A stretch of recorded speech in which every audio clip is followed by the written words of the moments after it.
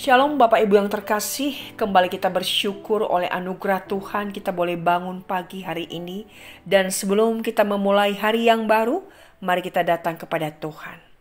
Bapa di surga, kami bersyukur untuk anugerah-Mu yang telah menyertai kami, di mana kami boleh melewati malam yang panjang untuk kami beristirahat.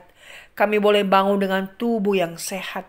Sebelum kami memulai hari ini, kami datang kepadamu ya Tuhan.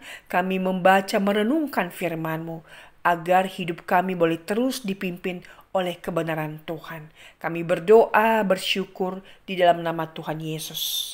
Amin.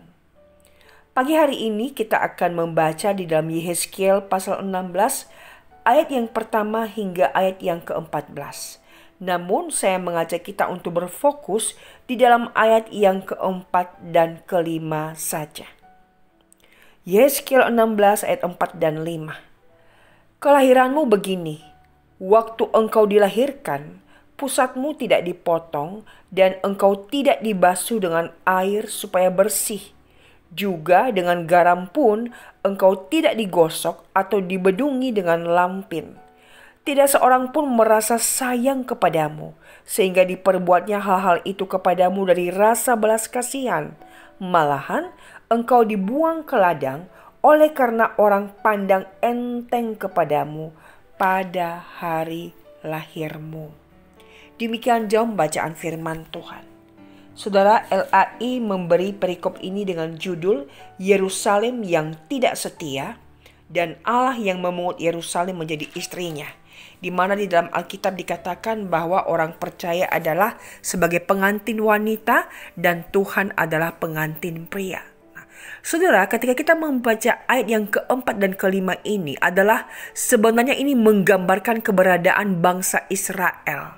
Bahwa sesungguhnya tidak ada sesuatu pun di dalam diri mereka yang membuat untuk mereka itu dikasihi, disayang dan layak untuk dipilih oleh Allah.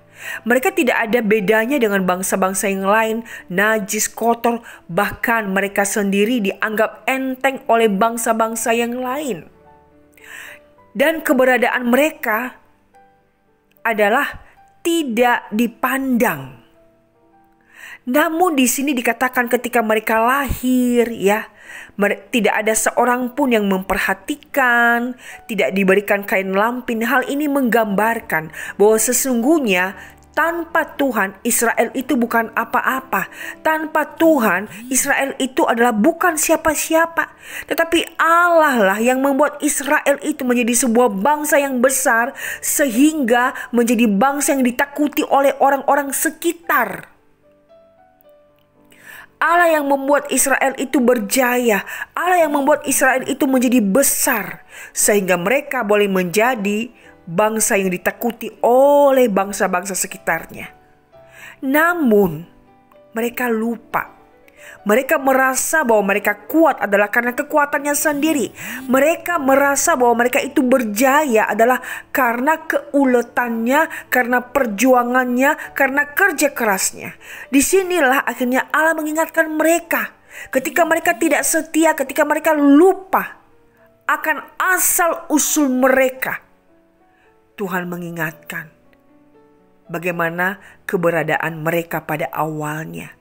Ibarat bayi yang baru lahir, tidak dibedong, gak diberikan lampin, bahkan tidak dibersihkan. Begitu menjijikkan. Tidak ada seorang pun yang menaruh belas kasih, iba, bahkan yang memandang sedikit pun. Tak ada. Jadi kalau bangsa Israel dipilih oleh Allah itu benar-benar kasih karunia yang tanpa syarat dari Tuhan. Namun sayang, ketika mereka sudah menjadi kuat dan mampu berdiri di atas kakinya, mereka lupa bahwa yang membuat mereka berjaya, yang membuat mereka kuat dan menjadi bangsa yang ditakuti oleh sekitarnya adalah karena Tuhan. Saudara, hal ini kembali mengingatkan kita, siapa kita hari ini. Apapun keberadaan kita hari ini,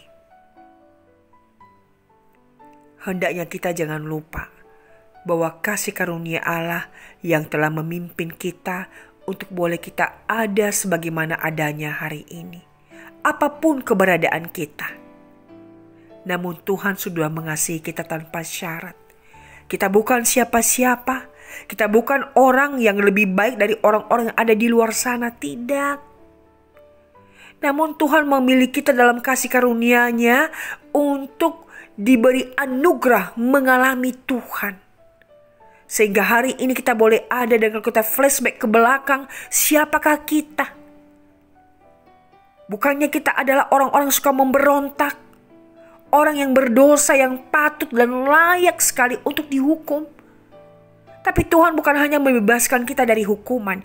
Dia berikan kita sebuah anugerah untuk menikmati kasih karunia Tuhan. Dan memberikan kita kesempatan untuk mengambil bagian di dalam pekerjaan Tuhan. Menceritakan Allah Yahweh itu kepada orang-orang sekitar yang saat ini sedang mencari pegangan hidupnya. Saudara, ketika kita sudah dipimpin oleh Tuhan sampai pada hari ini, mari kita bersyukur. Dan jangan kita melupakan Tuhan, di mana pada masa lampau sudah menuntun kita, melewati kita pada masa-masa yang sulit. Tak ada seorang pun di antara kita yang pernah bebas dari kesulitan. Tentu pada masa lampau kita sudah banyak melewati kesulitan, kerikil-kerikil, bahkan mungkin batu besar yang menghadang perjalanan kita, yang menjadi sebuah kendala, kesulitan, masalah besar. Namun Tuhan menuntun kita untuk melewatinya. Hingga hari ini kita bisa ada sebagaimana adanya. Saudara, ucapan syukur apa yang boleh kita berikan kepada Tuhan? Ya, biarlah kehidupan yang masih Tuhan berikan kepada kita hari ini, kita boleh pakai untuk menjadi bejana bagi Tuhan. Apapun profesi kita, pekerjaan kita, dan dimanapun kita berada, kiranya di sana kita boleh menjadi alat yang Tuhan pakai untuk menyatakan kemuliaan Tuhan, untuk menyatakan Tuhan kita kepada orang-orang saat ini sedang mencari pegangan hidupnya. Jadilah berkat dimanapun kita berada. Amin. Mari kita berdoa. Bapa, terima kasih buat kebenaran firman-Mu. Mampukan kami untuk tetap setia dan melihat kebaikan Tuhan. Bukan hanya pada hari ini, tetapi bagaimana kami melewati masa lampau, di mana Tuhan sudah menjadi gembala agung bagi setiap kami. Berkati kami sepanjang hari ini, dan pakai hidup kami Tuhan untuk terus menjadi bejana bagi Tuhan. Terima kasih Bapa. Ini doa kami, pakai kami seturut kehendak-Mu. Demi nama Yesus kami sudah berdoa. Amin. Tuhan memberkati saudara.